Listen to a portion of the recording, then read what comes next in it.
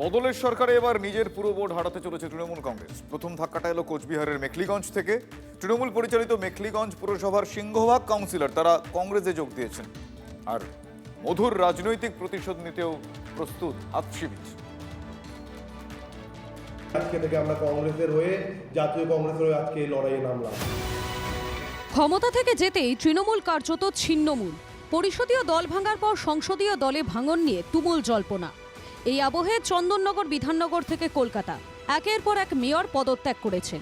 সরে দাঁড়াচ্ছেন তৃণমূল পরিচালিত পুরসভার চেয়ারম্যান, জেলা পরিষদের সভাধিপতি। তার ফলে যেসব জায়গায় তৃণমূলের নিয়ন্ত্রণ চলে যাওয়ার ইঙ্গিত মিললেও বোর্ড কিন্তু যায়নি। এবার সেটাই হলো। বিরাট ধাক্কা এলো উত্তরবঙ্গ থেকে। তৃণমূলের হাতছাড়া হতে চলেছে মেখলিগঞ্জ পুরসভা।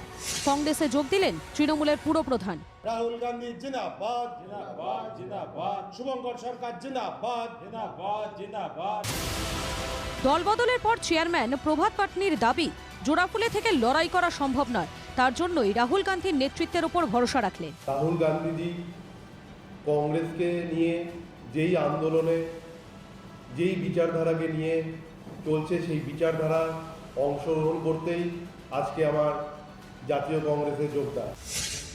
2022-এর পুরভোটে মেখলিগঞ্জে পুরসভার 9টি ওয়ার্ডের সবকটিতেই জিতে বোর্ড গড়ে তৃণমূল। বিধানসভা ভোট পর্বে এক তৃণমূল কাউন্সিলর বিজেপিতে যোগ দেন। ভোটের ফল বেরোনোর এক মাস পরেই তৃণমূলের 8 কাউন্সিলরের মধ্যে 6 জন যোগ দিলেন কংগ্রেসে।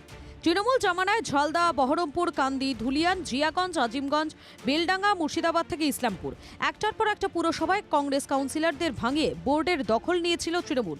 তারই যেন রাজনৈতিক প্রতিশোধ নিল কংগ্রেস। তৃণমূল কেন, যে কোনো দল থেকে আসবেন যারা আরএসএস এর বিচারধারার বিরুদ্ধে লড়তে পারবেন, বিজেপি তানাশাহির বিরুদ্ধে লড়তে পারবেন। তৃণমূল দলটাকে ভালোবেসে ভোট করেছিলেন, এমএলএমপি করেছিলেন, কংগ্রেসের দরজা খোলা আছে। বর্তমান চেয়ারম্যানের বিরুদ্ধে দুর্নীতির অভিযোগে সরব বিজেপি। পৌরসভাটাকে সরকারি অর্থ যেভাবে তছরূপ হয়েছে, তছরূপের সঙ্গে এই ছেলেটা যুক্ত। চেয়ারম্যান প্রশাসনিকভাবে তদন্ত হবে। দলত্যাগী পুরপ্রধান প্রভাত পাটনি মেখলিগঞ্জের প্রাক্তন তৃণমূল বিধায়ক পরেশ অধিকারীর ঘনিষ্ঠ হিসেবে পরিচিত। চেয়ারম্যান, ভাইস চেয়ারম্যানের দলবদলে মেখলিগঞ্জে আরও বিপাকে পড়ল তৃণমূল। উল্টো দিকে উত্তরে হাত শক্ত হলো কংগ্রেসের। মেখলিগঞ্জ মডেল অন্যত্র ছড়িয়ে পড়লে তৃণমূলের পুরো মানচিত্র বদলে যেতে পারে। Nileshwar সান্যালের report, TV9 Bangla.